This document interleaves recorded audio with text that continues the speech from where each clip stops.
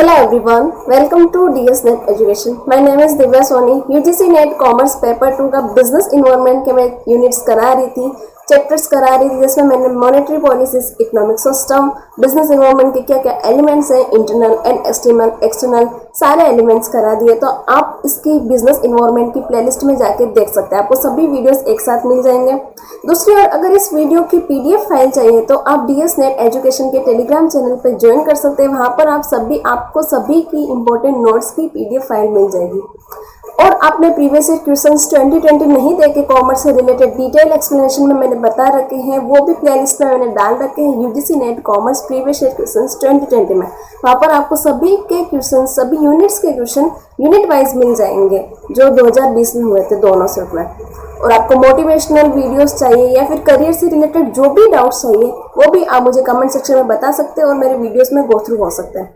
Start करते हैं यहाँ बिजनेस एनवायरनमेंट में फिस्कल पॉलिसीज। क्या होता है फिस्कल पॉलिसीज, कौन इसको रेगुलेट करता है? इकोनॉमिक सिस्टम, इकोनॉमिक पॉलिसीज में हम लोगों ने दो प्रकार की पॉलिसीज हमारे इंपॉर्टेंट है यूजीसी नेट में, दो प्रकार की policies, monetary policies and fiscal policies. Monetary policies मैंने बता रखा है। मॉनेटरी पॉलिसीज यानी कि आरबीआई उसको रेगुलेट करता है। जो भी मनी से रिलेटेड जो भी पॉलिसीज होती है, मनी की सप्लाई को कंट्रोल करने के लिए, इन्फ्लेशन एंड डिफ्लेशन की कंडीशंस को रोकने के लिए, तो आरबीआई क्या करती है, अपने हाथ में रखती है वो मॉनेटरी पॉलिसीज। लेकिन फिस्कल पॉलिसीज किनके हाथ में होती है? फिस्कल पॉलिसीज हाथ में होती है गवर्नमेंट के जितने भी एक्सपेंडिचर, जितने भी रेवेन्यू होते हैं, वो उन सब का ब्यौरा होता है फिस्कल पॉलिसीज में। हमारे अगर टैक्सेशन का सिस्टम देख लो, बजट का सिस्टम देख लो, कैसे गवर्नमेंट बजट निकालती है, किस प्रकार वो एनालिसिस करती है, ये सब चीजें कहाँ से आता है? फिस्कल पॉलिसीज में आता है। तो स्टार्ट करते हैं fiscal policies. Income and expenditure of government है जो एक्सपेंडिचर करती है, मतलब कि सोशल वेलफेयर के लिए, इकोनॉमिक के डेवलपमेंट के लिए, सभी प्रकार, जैसे हम लोग देखते हैं कि आज गवर्नमेंट ने वो प्रोजेक्ट, मतलब कि डैम बनाया है, गवर्नमेंट ने रोड्स बनाए, गवर्नमेंट ने मतलब बहुत चीज़ें बनाई, तो वो क्या होता है? गवर्नमेंट का एक्सपेंडिचर, इकोनॉमी में एक्सपेंडिचर होता है। और इन एक्सपेंडिचर को रिकवर करने के लिए क्या चाहिए? गवर्नमेंट को इनकम चाहिए। तो इसका ब्यौरा किसमें होता है? फिस्कल पॉलिसीज में। It refers to the budgetary policies. Budgetary policy मतलब क्या होता है कि हमारी इंडिया की पॉलिसीज किस टाइप बजट में कैसे होता है? पहले गवर्नमेंट क्या करती है? एक्सपेंडिचर डिसाइड करती है, किस किस सेक्टर में कितना एक्सपेंडिचर होना, कितना बजट होने वाला है, उसके अकॉर्डिंग वो क्या करती है? रेवेन्यू जनरेट करती है। और हमारी इंडिया में सबसे ज़्यादा 70% रेवेन्यू जनरेट किया जाता है टैक्सेशन सिस्टम से।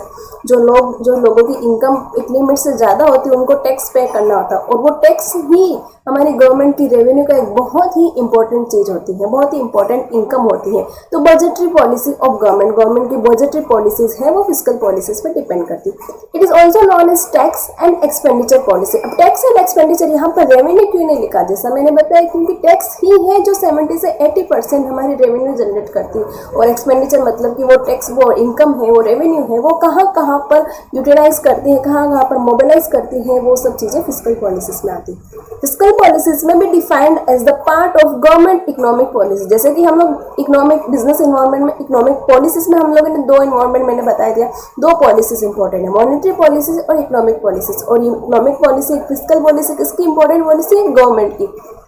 इस डील्स, ये याद रखना, आगे के पॉइंट्स आती है कि अगर आप इनमें से कुछ भी आपको पॉइंट्स पूछ लेंगे और आपसे पूछ लेंगे ये किस पॉलिसी से रिलेटेड है, तो इस deals with taxation, government expenditure, borrowings, deficit financing and management of public debts in economy.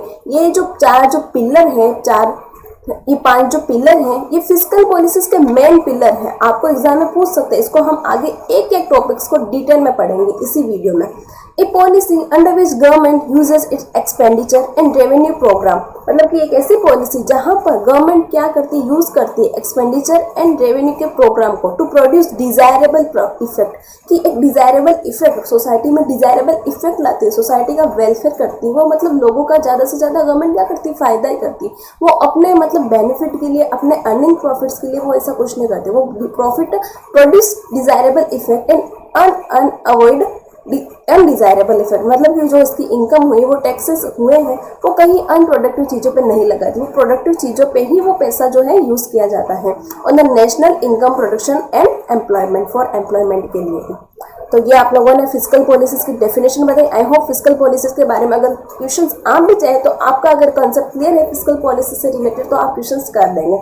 आगे पढ़ते हैं इसके क्या क्या ऑब्जेक्टिव्स हैं। अब किसी भी पॉलिसीज, इकोनॉमिक पॉलिसीज के ऑब्जेक्टिव क्या होते हैं? इकोनॉमिक की ग्रोथ करना। अब मॉनेटरी पॉलिसीज में पढ़ा था हम लोगों ने कि इकोनॉमिक की ग्रोथ करना। कैसे इकोनॉमिक की ग्रोथ की जाती है कि अगर मार्केट में पैसा जाता है तो उस पैसे को कंट्रोल करो, पैसा कम है तो पैसे को और ज्यादा करेंसी नोट है वो इश्यू करो, पेपर मनी और करेंसी नोट इश्यू करो, ये आरबीआई का काम होता है। लेकिन फिजिकल पॉलिसीज के कैसे इकोनॉमिक ग्रोथ की जाती है? फिजिकल पॉलिसीज के थ्रू मतलब कि टैक्सेशन सिस्टम किया जाता है कि ज़्यादा पैसा सर्कुलेट नहीं हो मार्केट में, तो लोगों से जिनकी इनकम ज़्यादा होती है उनसे टैक्सेशन दिया जाता है, मतलब ज़्यादा से ज़्यादा लोगों की वेलफेयर की जाती है।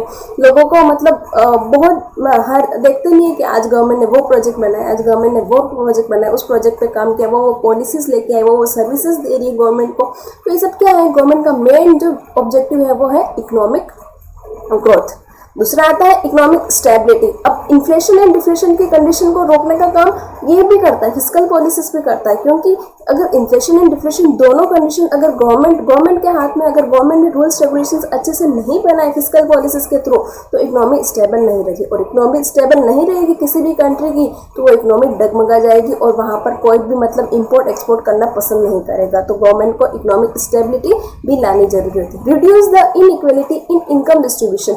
इनकम का डिस्ट्रीब्यूशन होता है जैसे हमारी, जैसे मेरी आय अगर कम है, मेरी आय किसी मतलब टैक्सेशन सिस्टम की लिमिट से अगर मेरी आय कम है तो मुझे टैक्स पे नहीं करना पड़ेगा, और किसी की आय टैक्स सिस्टम से, टैक्स की लिमिट से ज़्यादा है, मतलब इनकम से लिमिट ज़्यादा है तो उसको टैक्स पे करना पड़ेगा। क्यों? क्योंकि गवर्नमेंट नहीं चाहती कि आय का जो डिस्ट्रीब्यूशन है वो मतलब किसी के पास जो पुअर लोग हैं वो ज़्यादा पुअर नहीं बनता जाए, अमीर लोग ज़्यादा अमीर नहीं बन जाए। ये इंडिया का मतलब ये सिस्टम ही ऐसा है, पुअर लोग और पुअर बन रहे हैं, अमीर लोग और अमीर बन रहे हैं, क्योंकि कहीं ना कहीं पॉलिसीज में कुछ ना कुछ गड़बड़ है। लेकिन गवर्नमेंट का तो पूरा हाथ ये रहता है कि ये जो इनइक्वालिटी है इनको कम किया जाए। वो लेके आती है पैसा अमीर लोगों से टैक्सेशन के थ्रू और उनको डिस्ट्रीब्यूट करती है गरीब लोगों में, उनको सर्विसेज देके, उनको सब्सिडीज देके, उनको डिफरेंट टाइप की पॉलिसीज में मनी प्रोवाइड करके, ठीक है ना। Remove poverty and unemployment. Government का मेन जो टारगेट होता है इंडिया का पॉवर्टी, गरीबी को, हमारी देश की जनसंख्या आधे से ज़्यादा गरीबी रेखा से नीचे है, तो गवर्नमेंट चाहती है कि पॉवर्टी, गरीबी को कम करे। गरीबी को कम कैसे कर सकता है कि उनमें ज़्यादा से ज़्यादा सर्विसेज प्रोवाइड करे, ज़्यादा से ज़्यादा पॉलिसी, रूल्स, रेगुलेशंस, मतलब कि जो गरीब लोग हैं उनके लिए बेटरमेंट करे, उनका बेटरमेंट, सोसाइटी का वेलफेयर किया जाता है, तो पॉवर्टी अपने आप कम की जाएगी। ज़्यादा से ज़्यादा अनएम्प्लॉयमेंट, मतलब जो बेरोजगार लोग बैठे हैं उन बेरोजगार लोगों को ज़्यादा से ज़्यादा जॉब्स प्रोवाइड, पब्लिक सेक्टर में जॉब्स निकाल के पब्लिक सेक्टर के एंटरप्राइज को स्टेबलाइज करते हैं। फिर उसको मतलब एम्प्लॉयमेंट चाहिए तो वहाँ पर लोग चाहिए, तो लोगों को अपने आप वेजेस मिलना, सैलरी मिलना स्टार्ट हो जाएगी। Saving and investment. अब गवर्नमेंट क्या करती है फिजिकल पॉलिसीज के through?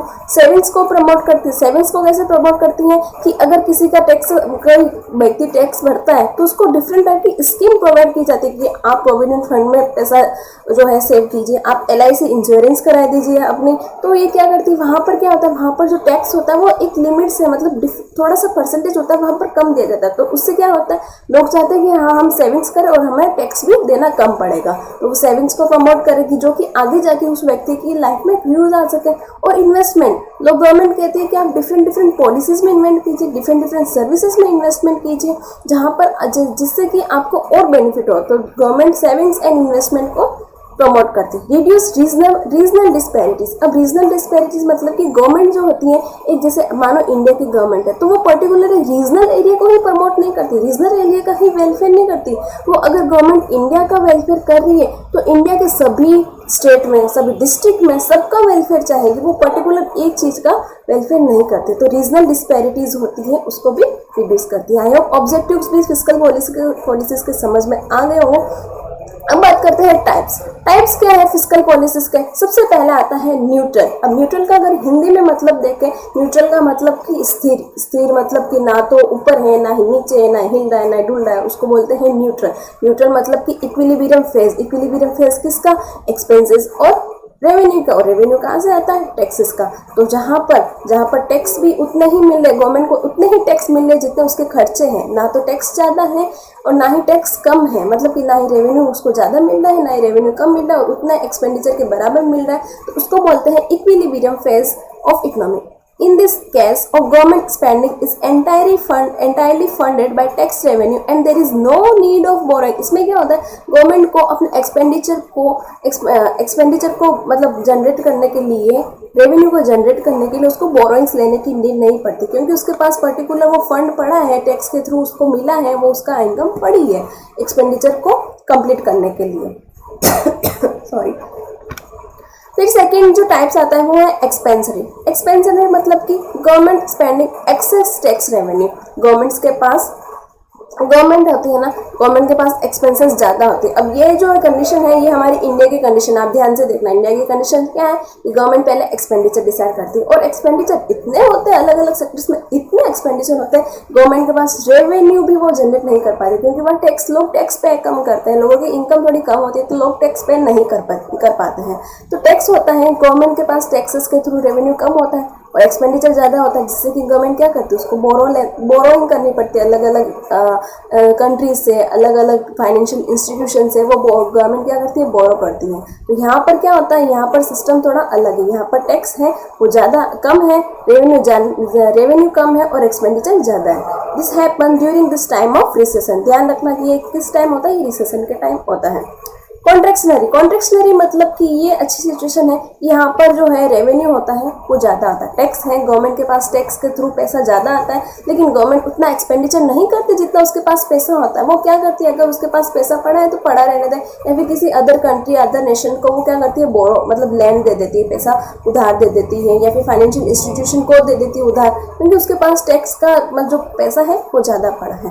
This is the phase where government spending is low, government खर्चा कम करती है और उसकी इनकम ज़्यादा होती है। Then tax revenue, this is undertaken pay down government debts. तो गवर्नमेंट क्या करती है, डेब्ट्स प्रोवाइड करती है अलग अलग कंट्रीज को।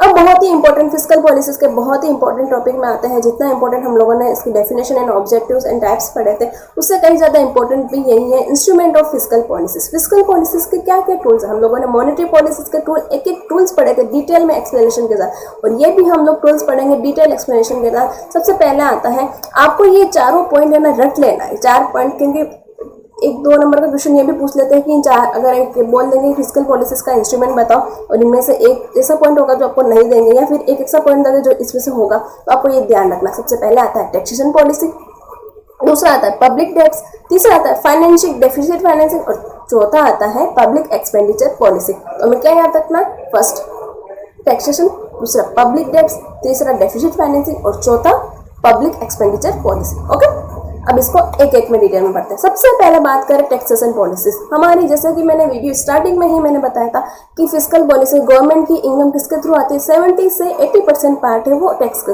थ्रू आती है। गवर्नमेंट डिफरेंट सेक्टर में डिफरेंट टैक्स लगाती है, डिफरेंट रेट में टैक्स लगाती है, तो वो टैक्स का सिस्टम है, वो टैक्स ही गवर्नमेंट की क्या होती है, रेवेन्यू होती है। The money that you have to pay the government so that it can provide public service. और गवर्नमेंट उन टैक्स का वो पैसा जो हम, जैसे अगर मेरी एक लिमिट से इनकम जाता है तो मुझे गवर्नमेंट को एक परसेंटेज, इतना परसेंटेज मुझे गवर्नमेंट ने मुझे बोला है कि आपको टैक्स पे करना पड़ेगा, तो मुझे इनकम टैक्स रिटर्न फाइल करना पड़ेगा। फिर उसके बाद जो गवर्नमेंट के पास जो पैसा है, वो पैसा क्या करती है, गवर्नमेंट प्रोवाइड करती है पब्लिक सर्विसेज को। गवर्नमेंट है, हम लोग नहीं देते, government hospital, government school, government की रोड है, ये चीज गवर्नमेंट का, ये कंपनी गवर्नमेंट की है, पब्लिक सेक्टर यूनिट्स है, तो वो क्या करती है, एजुकेशन गवर्नमेंट की है, ये स्कूल गवर्नमेंट की है, कॉलेज गवर्नमेंट का, तो गवर्नमेंट क्या करती है, वहाँ पर जो पब्लिक सर्विसेज जो प्रोवाइड की जाती है, जो ट्रांसपोर्टेशन वगैरह ये सब सर्विसेज होती हैं, वहाँ पर गवर्नमेंट पैसा लगाती है ताकि इकोनॉमी का वेलफेयर हो, इकोनॉमी का डेवलपमेंट हो, इकोनॉमी की ग्रोथ हो। डायरेक्ट टैक्स, इसमें 2 टाइप्स है टैक्सेशन सिस्टम के, डायरेक्ट टैक्स और इनडायरेक्ट टैक्स। डायरेक्ट टैक्स मतलब कि जैसे कि मेरी इनकम है और मैं डायरेक्टली गवर्नमेंट को पे कर रही हूँ, मैं किसी इंडिविजुअल पर्सन को बीच में नहीं ला रही हूँ, मैं डायरेक्टली ही गवर्नमेंट को पे कर रही हूँ, तो इसको बोलते हैं डायरेक्ट टैक्स। इनडायरेक्ट टैक्स मतलब कि किसी पैसा, जो टैक्स का पैसा है वो विभिन्न लोगों के, अलग अलग लोगों के थ्रू होकर गवर्नमेंट के पास जा रहा है, तो इसको बोलते हैं डायरेक्ट टैक्स को। ये बहुत इंपॉर्टेंट याद रखना, डायरेक्ट टैक्स आपको पूछ सकते हैं किस टाइप का टैक्स होता है। डायरेक्ट टैक्स होता है प्रोग्रेसिव इन नेचर। प्रोग्रेसिव मतलब कि मैं डायरेक्टली ही गवर्नमेंट को पे कर रही हूँ, मैं किसी और तीसरे पर्सन को बीच में नहीं ला रही हूँ इस टैक्स को पे करने के through. Taxes which have to pay directly by the SSC. SSC मतलब कि जो टैक्स पे होता है उसको बोलते हैं एसएससी। द गवर्नमेंट, जैसे कि इनकम टैक्स हो गया, वेल्थ टैक्स हो गया, ये सब क्या है डायरेक्ट टैक्सेस। और इनडायरेक्ट टैक्स को क्या बोलते हैं, रिग्रेसिव इन नेचर। जो नेचर है इनडायरेक्ट टैक्स का वो रिग्रेसिव है।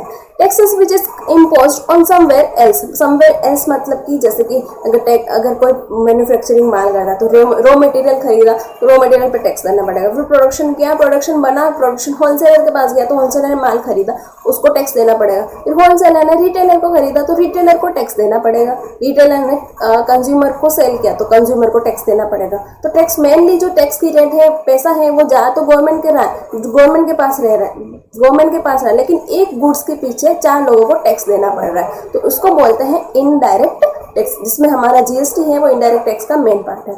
Objective of taxation policy. Taxation policies क्यों जरूरी है, क्या इसका ऑब्जेक्टिव है फिस्कल पॉलिसीज में, क्यों इकोनॉमिक के डेवलपमेंट के लिए टैक्सेशन सिस्टम बहुत इंपॉर्टेंट है। जैसा कि हम लोगों ने पता है, जैसे मैंने बताया था, एक ही बात बताती हूँ कि गवर्नमेंट की रेवेन्यू जो होती है जनरेट होता है वो टैक्स से जनरेट होता है, 70% टैक्स से जनरेट होता है। मोबिलाइजिंग ऑफ रिसोर्सेज का मोबिलाइज, टैक्स के थ्रू जो पैसा आई है उसको डिफरेंट सेक्टर में एक पर्टिकुलर मतलब मोबिलाइज करना, यूटिलाइज करना, सही से यूटिलाइज करना उन रिसोर्सेज का, ताकि पब्लिक का वेलफेयर हो सके। प्रमोट सेविंग, जैसा ही मैंने बताया सेविंग्स को प्रमोट करना। गवर्नमेंट क्या करती है टैक्स के थ्रू, अगर आपकी टैक्स जाता है, अगर आपके पास पैसा जाता है तो गवर्नमेंट करती है आप प्रोविडेंट फंड में इन्वेस्ट कीजिए, आप डिफरेंट जो स्कीम्स है वहाँ पर आप पैसा लगा दीजिए। तो क्या होता है वहाँ पर एक पब्लिक का पैसा है वो सेविंग हो जाए, जिसमें कि उनको डिडक्शन भी मिल जाते हैं, कई बार उनको एग्जम्पशन मिल जाते हैं उन सर्विसेज के थ्रू। तो सेविंग्स को क्या करती है प्रमोट करती है। दूसरा और आता है प्रमोट इन्वेस्टमेंट। इन्वेस्टमेंट को प्रमोट करती है, किस प्रकार की, आप इस चीज़ में गवर्नमेंट करती है, आप इस चीज़ में इन्वेस्टमेंट करोगे, इस स्कीम में इन्वेस्टमेंट करोगे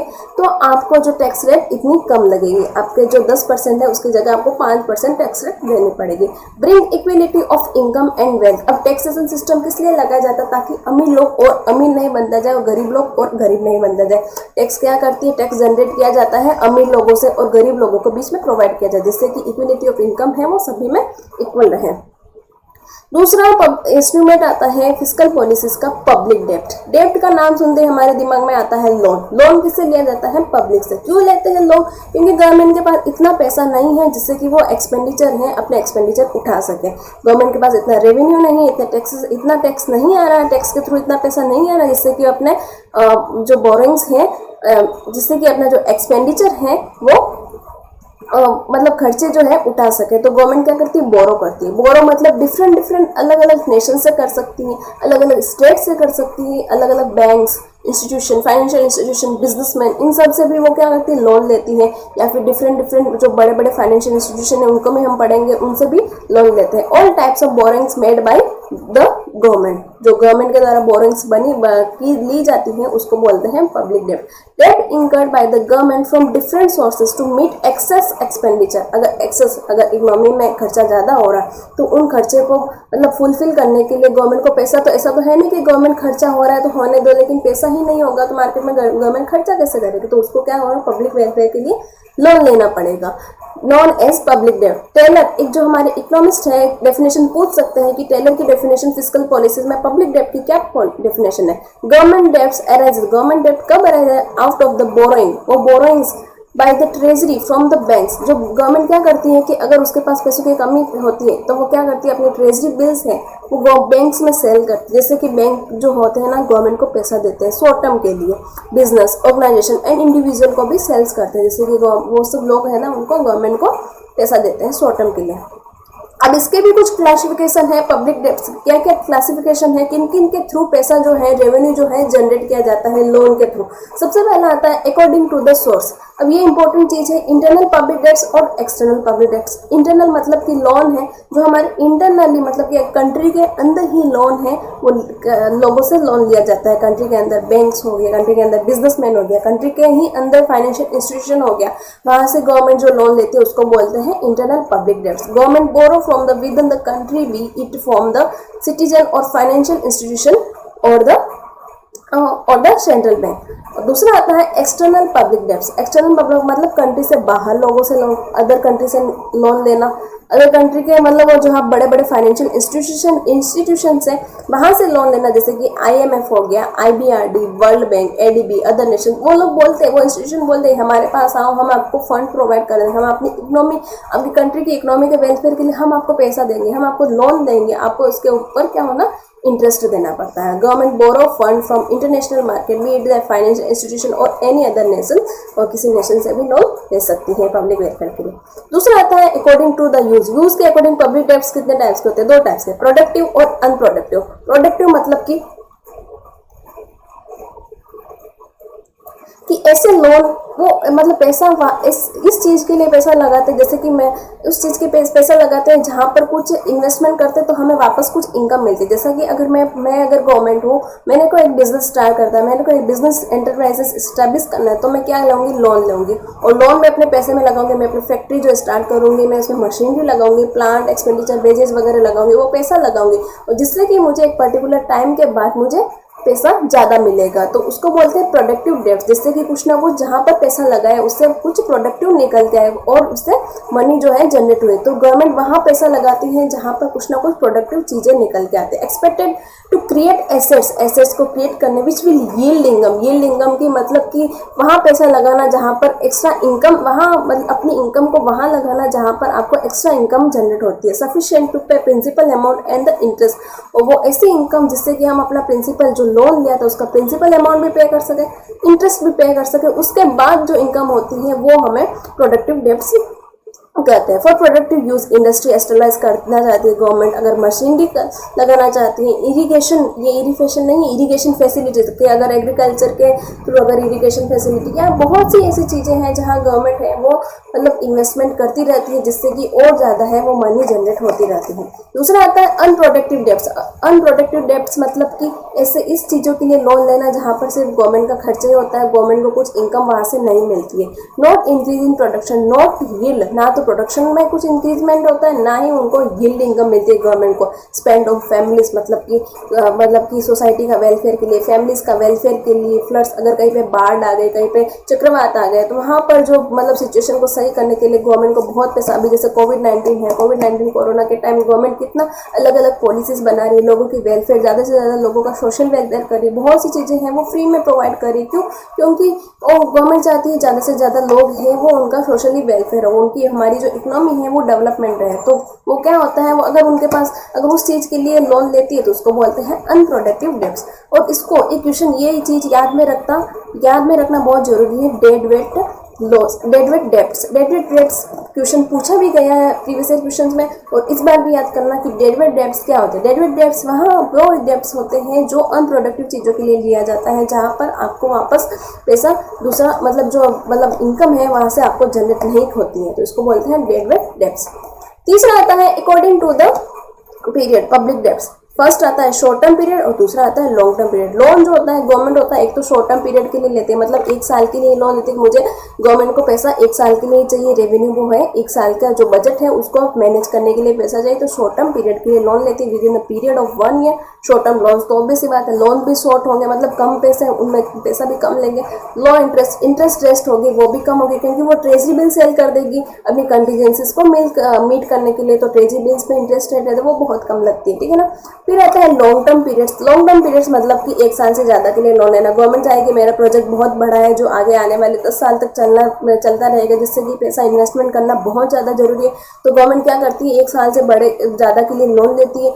अमाउंट भी बड़ा होगा क्योंकि प्रोजेक्ट बड़ा है तो अमाउंट भी बड़ा होगा, ईयर्स भी ज़्यादा है तो अमाउंट भी बड़ा होगा। Long term project long term है, बर्डन ऑन फ्यूचर जनरेशन, और गवर्नमेंट का जो बर्डन होगा, वो जो उसने लोन लिया है वो बर्डन सिर्फ उसी गवर्नमेंट पर नहीं पड़ा, उसके आने वाली और भी गवर्नमेंट में पड़ने वाला है, ठीक है ना। तो ये हम लोगों ने पब्लिक डेब्ट्स, पहले हम लोगों ने टैक्सेशन पॉलिसीज के बारे में पढ़ा, फिर पब्लिक टैक्स के बारे में पढ़ा। अब तीसरा टूल्स जो आता है वो है पब्लिक एक्सपेंडिचर पॉलिसी। अब पब्लिक एक्सपेंडिचर पॉलिसीज जो गवर्नमेंट के पास पैसा आया है वो पैसा वो मतलब कि वो कहाँ कहाँ पर खर्च करना। Expenditure income by the government for its administration, वो क्यों खर्चा करना चाहिए, क्योंकि इकोनॉमी के एडमिनिस्ट्रेशन के लिए, खुद के एडमिनिस्ट्रेशन के लिए, सोशल वेलफेयर के लिए, जनता का ज़्यादा से ज़्यादा लोगों का फायदा हो, इकोनॉमी की ग्रोथ हो, डेवलपमेंट हो कंट्री के लिए। तो वो क्या करती है, एक्सपेंडिचर पॉलिसी सही से मैनेज करती है। अगर खर्चा हमारे पास पैसा पड़ा और हम उसको मैनेज करके नहीं रखा, हमें नहीं पता कि हमें खर्चा कहाँ कहाँ करना। अगर हम एक घर का भी देखते हैं, हमारी घर की इनकम है और उस इनकम को मैं देखूंगी कि मेरा जो एक्सपेंसेस है वो मुझे कहाँ कहाँ करना, और मैं मन आए जो खर्चा करूंगी, तो मेरा वो बैलेंस है, वो बजट है, वो सही से नहीं बन पाएगा। तो गवर्नमेंट पहले बजट बनाती है, उसको पहले देखती है उसको पैसा कहाँ कहाँ खर्च करना है, ठीक है ना। वो रहती है मुझे एडमिनिस्ट्रेशन में करना है, मुझे सोशल वेलफेयर, इकोनॉमिक ग्रोथ के लिए वो डिफरेंट इकोनॉमिक एक्सपेंसेस पॉलिसीज बनाती है। Public expenditure refers to the estimated expenditure of the government on its development and non development programme, कि वो वहाँ पर खर्चा करती, कई बार तो डेवलपमेंट प्रोग्राम पे होता है और कई बार उनको नॉन डेवलपमेंट प्रोग्राम्स पे भी खर्चा करता है। और कई बार प्लान मतलब पहले से प्लान रखती है कि मुझे ये पॉलिसीज निकालनी है, मुझे ये सर्विसेज प्रोवाइड करनी है, तो उसके लिए वो क्या करती है, प्लान जो है एक्सपेंसेस वो भी देती है। और नॉन प्लान मतलब कि एकदम से एक्सपेंसेस आ जाते हैं इकोनॉमी में, जैसे कि फ्लड हो गया या फिर कुछ भी, जैसे बाढ़ वगैरह कुछ भी चीज़ें आ सकती है, तूफान या फिर अर्थक्वेक, ऐसी कुछ भी बहुत सी सिचुएशन आ जाए जहाँ पर लोगों को भी लॉस होता है, मतलब कि इकोनॉमी में बहुत ज़्यादा लॉस हो, जैसे अभी कोविड-19 है, ये बहुत ही इमरजेंसी वाली सिचुएशन है। तो ये क्या है, नॉन प्लान प्रोग्राम्स है। तो इस फिस्कल ईयर में गवर्नमेंट है इकोनॉमिक पॉलिसीज, एक्सपेंडिचर पॉलिसीज है, वो मैनेज करती है। Types of public expenditure, public expenditure कितने टाइप्स के, दो टाइप्स के होते हैं, रेवेन्यू एक्सपेंडिचर और कैपिटल एक्सपेंडिचर। रेवेन्यू एक्सपेंडिचर मतलब कि जहाँ पर किसी मतलब हम लोग गवर्नमेंट क्या करती है, उस टाइप का मतलब एक्सपेंडिचर करती है जहाँ पर एसेट्स की नीड नहीं होती, वहाँ पर उसको एसेट्स गिरवी नहीं रखनी पड़ती है। और जबकि कैपिटल एक्सपेंडिचर में क्या करती है, कैपिटल में गवर्नमेंट को मतलब कि एसेट्स के थ्रू गवर्नमेंट को पैसा मिले, जैसे कि ट्रेजरी बिल हो गए, उनको सेल आउट करने के लिए, तो गवर्नमेंट के पास एक लायबिलिटीज होती है कि उसको पैसा जो है वो पे करना पड़ेगा। No create of assets for the government, no cause any reduction of liability of government, government की कोई भी लायबिलिटी है वो रिड्यूस नहीं होती, जबकि इसमें लायबिलिटीज रिड्यूस होती है क्योंकि इसके एसेट्स हैं वो जाती हैं लोन के थ्रू, एसेट्स के लोन के थ्रू एग्जैक्टली।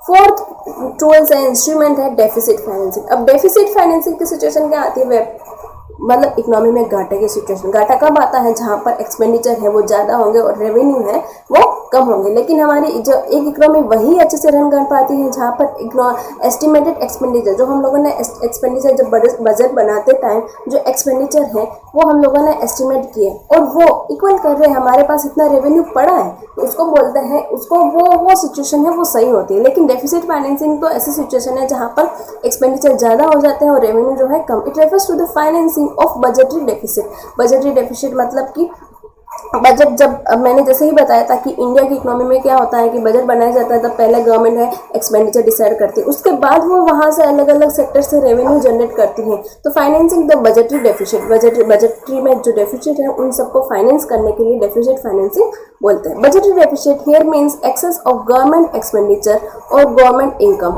कि गवर्नमेंट का एक्सपेंडिचर का ज़्यादा है और गवर्नमेंट की इनकम कम है और बोरोइंग्स ली जाती है, तो उसको बोलते हैं budgetary deficit. Deficit financing means taxing loan from RBI by government to meet the budgetary deficit। अपनी budgetary deficit को कम करने के लिए गवर्नमेंट क्या करती है कि टैक्स लोन लेती है, RBI से लेती है या फिर डिफरेंट फाइनेंशियल इंस्टीट्यूशन से भी लोन लेती है, ताकि जो डेफिसिट फाइनेंसिंग की सिचुएशन है वो नहीं आए। टाइप्स ऑफ गवर्नमेंट बजट, ये भी ध्यान में रखना थोड़ा कि 3 टाइप से गवर्नमेंट बजट होते हैं, बैलेंस बजट, सरप्लस बजट और डेफिसिट बजट। बैलेंस बजट मतलब जहाँ पर एक्सपेंडिचर और इनकम जो रेवेन्यू है वो दोनों इक्वल रहे, और सरप्लस मतलब कि जहाँ पर रेवेन्यू ज़्यादा है और एक्सपेंडिचर कम है, और डेफिसिट मतलब कि ऑब्वियस सी बात है खर्चे हमारे कम हैं, इनकम ज़्यादा है, तो उसको बोलते हैं डेफिसिट, मतलब कि घाटे का बजट।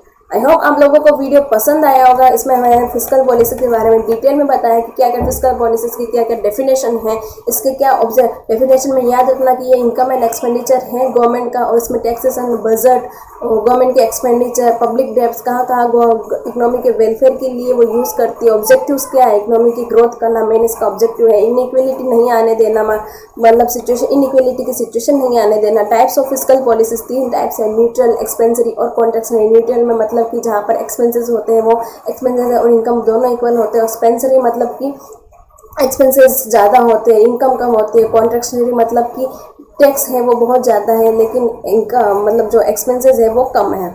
इंस्ट्रूमेंट 4 जो इम्पोर्टेंट इंस्ट्रूमेंट है वो याद रखना, taxation policies, public debts, deficit financing और पब्लिक एक्सपेंडिचर पॉलिसीज। ये इंस्ट्रूमेंट है पब्लिक डेब्ट्स फिजिकल पॉलिसीज के, और इसको हम लोगों ने डिटेल में पढ़ा था। टैक्सेशन पॉलिसी को डायरेक्ट टैक्स क्या है, इनडायरेक्ट टैक्स क्या है, इसके ऑब्जेक्टिव्स क्या है, पब्लिक डेब्ट्स में क्या गवर्नमेंट कहाँ कहाँ से लोन लेती है अपनी इकोनॉमी को चलाने के लिए, सारा जो तीनों जो क्लासिफिकेशन है उनका पूरा क्लासिफिकेशन पढ़ा था। आप लोग पूरा वीडियो देखेंगे आपको पूरा समझ में आ जाएगा। पब्लिक एक्सपेंडिचर, गवर्नमेंट की एक्सपेंडिचर पॉलिसीज क्या है और डेफिसिट फाइनेंसिंग क्या होता है। आई होप आप लोगों को वीडियो पसंद आया होगा। वीडियो की पीडीएफ फाइल चाहिए तो आप डीएस नेट एजुकेशन के टेलीग्राम चैनल में जाकर गो थ्रू हो सकते हैं। और भी अगर आपको करियर से रिलेटेड कुछ भी डाउट है, चाहे आपको नेट के एग्जाम से हो, चाहे करियर के मतलब चाहे आप लोगों ने एमकॉम की है या फिर कुछ भी पोस्ट ग्रेजुएशन की है या ग्रेजुएशन करके रखी, लेकिन आपको समझ में नहीं आ रहा है कि आपको करियर में क्या करना है, तो आप मेरे वीडियो से गो थ्रू हो सकते हैं। वहाँ पर आपको बहुत हेल्प करेंगे। और नहीं मिले तो आप कमेंट सेक्शन में मुझे पूछ सकते हैं कि इसका क्या रहेगा, आपके करियर में क्या क्या आपके डाउट सॉल्व कर सकती हूँ मैं। जितनी मेरे से हेल्प होगी वो मैं जरूर करना चाहूँगी। और वीडियो पसंद आए तो लाइक कीजिए, शेयर कीजिए, सब्सक्राइब कीजिए। Thank you.